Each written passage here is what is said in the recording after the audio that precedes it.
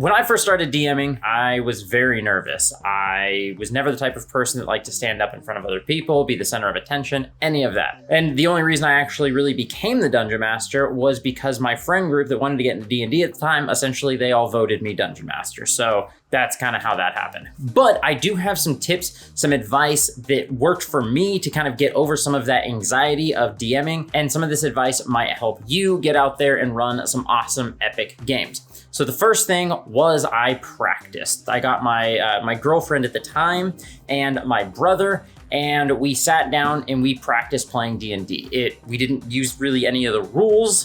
They didn't have character sheets. I don't even think they had like hit points or anything. I think we only used a D6 just to decide if attacks landed or not. Maybe they did have hit points. I think every attack did like 1 damage and they had like 6 health or something. I don't remember the specifics. Doesn't matter. We played for like 30 minutes to an hour just so that I could get the chance to kind of practice going through things and running a game. If you have some friends that could help you with that, it's really good to get some practice in a smaller controlled setting where you don't feel so nervous, and you can kind of just get some experience doing it and go into the first game with a lot more confidence. Then when I actually got to the point where I was DMing for the entire group, I didn't bite off more than I could chew. I didn't plan this whole epic campaign from the very start. I first started off with a small series of just one-shots, and that was it. I was like, I don't know how long this is gonna take. We're gonna go until I feel ready to run an actual campaign. And that's what I told the group. So it was a series of one-shots that were loosely connected, just taking place in the same village with the same group of adventurers and travelers.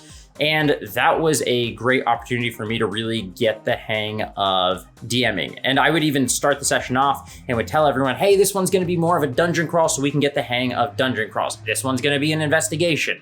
And those were some things that I did when I first started joining, and I would highly recommend anyone starting out, run some pre-written adventures.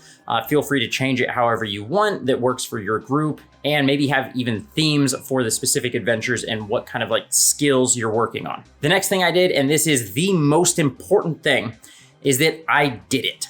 I ran lots of games. I have ran hundreds of games. The only way to get over that doubt, when you're doubting yourself and you're like, I don't know if I'd be a good dungeon master. What if I suck? What if everybody hates it? And everyone thinks I'm a terrible person because the game was boring. The only way to get over that doubt is to do. You have to actually go run games. And for the record, you'll mess up.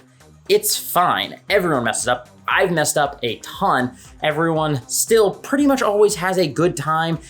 My friends all think that I am a great dungeon master, even though they have seen me make tons of mistakes, because really what matters is, do they have fun? Can you make it an enjoyable experience for everyone? And that's really just the whole point. Now, knowing that and having hundreds of games under my belt does not mean that I don't still get nervous. I ran Comic-Con recently, and before running the games, I still get nervous. There were 7 people sitting in front of me like, take us on a journey, entertain us. And yeah, I still get nervous. But I know that I get nervous when dealing with new people that I don't know, because it's just kind of who I am. So my last tip, my last bit of advice for you is, when you know that you're going to be running a game and that you're going to be nervous, I practice and rehearse the first 10 minutes of the session.